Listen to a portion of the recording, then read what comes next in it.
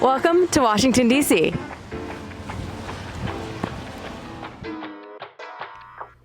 Welcome back to the channel, guys. Today we are in D.C. Now, we've been here before and you may have seen our video back from 2022. Now, today is a rainy day and we're going to be visiting a couple places that you may not have put on your list. So let's get to it and show you around Washington, D.C.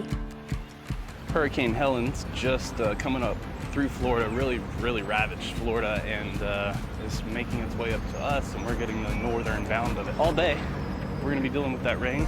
We're gonna spend the day, libraries, museums. We only have 24 hours, so let's see what we can get into.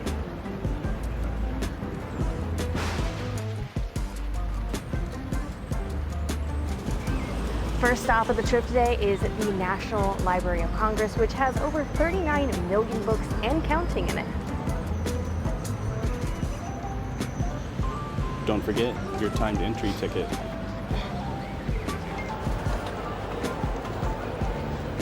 I was expecting for this place to be beautiful, but I was not expecting it to be this beautiful. The library was established by an act of Congress on April 24th, 1800.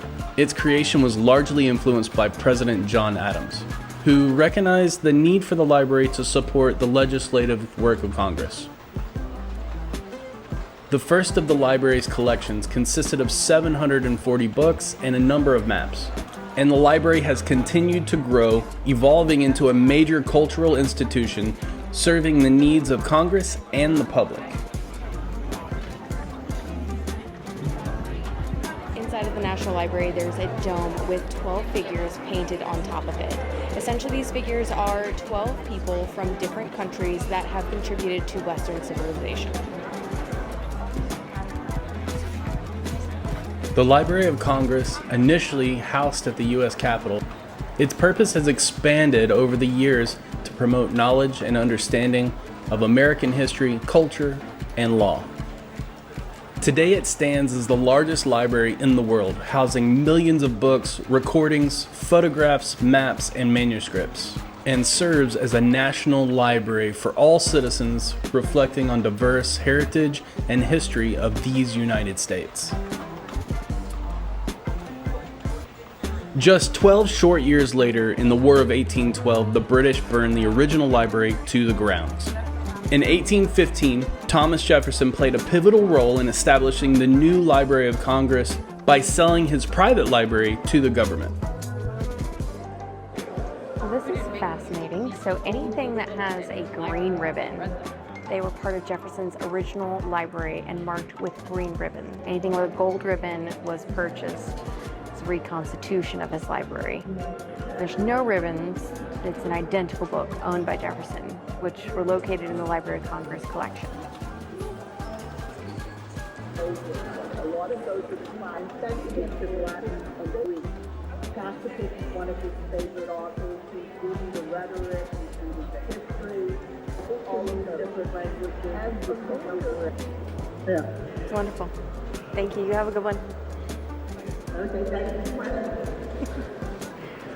It was fun. You can actually ask the historian questions while you're in here about Jefferson's library, literally about anything, and she's just hanging out answering all the questions. Her name is Deb. Very informative. Wow, this was really amazing. If you do come in to see the library, make sure you check out on either side of it. There's a lot of really cool old historic photos and information that you'll definitely want to check out. Very interesting to see all of the things that are inside of this library. And if you're patient enough, you can actually go into the library itself. It's a very short time period and you have to be extremely quiet, but totally worth waiting for it. And they do shuffle. I mean, the line was long. They shuffle you around and they give you a minute to stop and take some photos. Definitely worth going and checking it out. Great rainy day activity. And fun fact, there are over 837 miles of shelving inside of the library. It's a lot of books. They have so many books that they have 10 different locations where they store the books. It's crazy. It is pretty crazy. Anyway, it's a rainy day. Check out the library.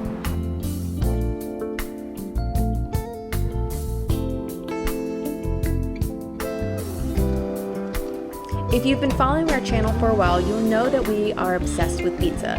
We're walking into a slice shop here in DC that was just ranked number 2 in the entire world.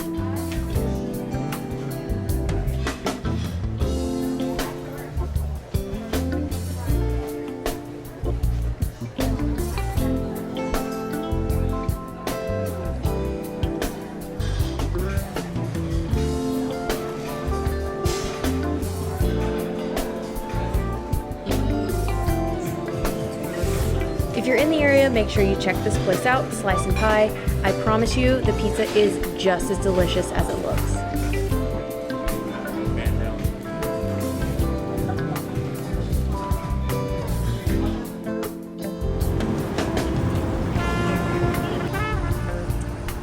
Welcome to the Smithsonian Art Museum in DC. Now, this is known as the National Portrait Museum, and all of the president's portraits are located in this museum. Most of the other Smithsonian museums in the National Mall are currently under construction.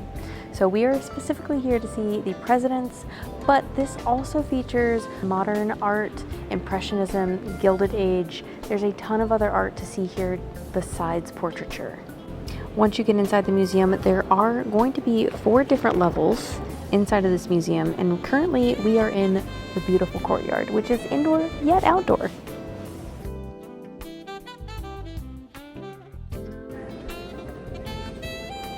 The gallery was established in 1962, but it has roots that date back to 1820 with the founding of the American Academy of Fine Arts, which aimed at collecting and displaying portraits of notable individuals. The collection of presidential portraits is particularly notable as it includes works from various artists showcasing different styles and periods.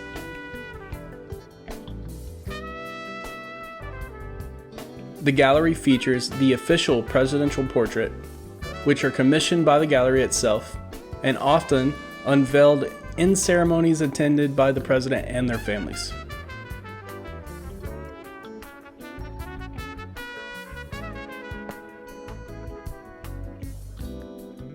The gallery not only preserves these important works, but also provides a platform for public education about the contributions of these historical figures in American society.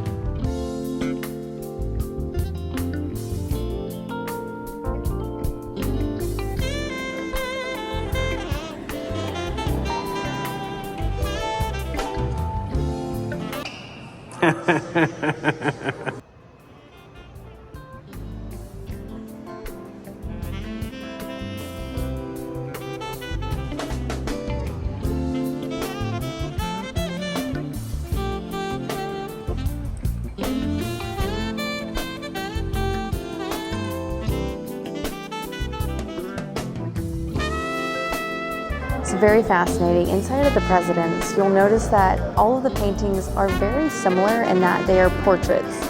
Now, if you notice very closely on most of them, it does tell you who painted them and if they were commissioned by the president themselves. Now, one very interesting thing that I did see is that President Trump did not have a painted portrait. It's actually an ink-jetted picture.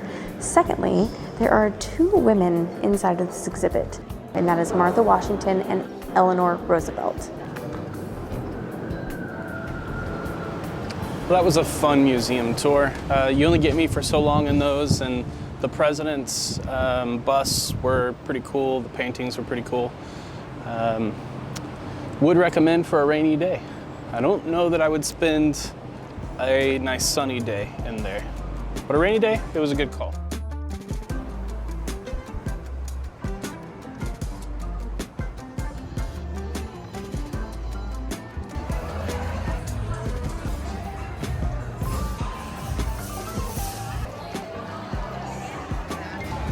That's right, we're at another pizzeria. Now, this one was recommended from a really good friend of ours, and she did not disappoint us. This place is called Grazie Nonna, and it has a huge menu of pizza, pastas, and so much more. Today we tried the supli for the appetizer, as well as the bucatini carbonara, and the Drunken Love pizza. We really enjoyed this place, and we hope that you guys will too.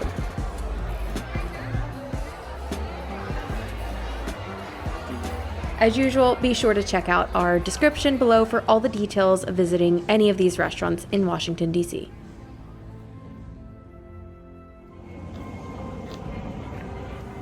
Good morning from the Arlington National Cemetery. We're here to look around and pay respects to many brave women and men who served our country. We came out specifically to see the changing of the guard ceremony at the Tomb of the Unknown Soldier, a tradition that occurs 24 hours a day, 7 days a week, and 365 days a year since 1937. There are plenty of ways to spend time here, just remember to do it with respect and remembrance. If you are planning to walk, make sure you give yourself plenty of time to make sure that you get there to witness the changing of the guard.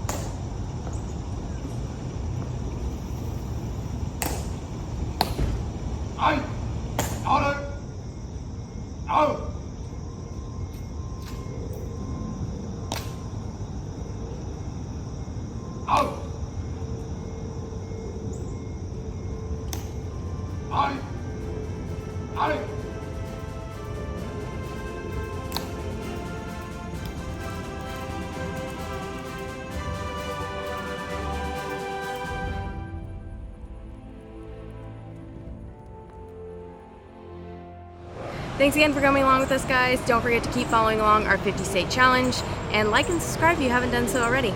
See you later.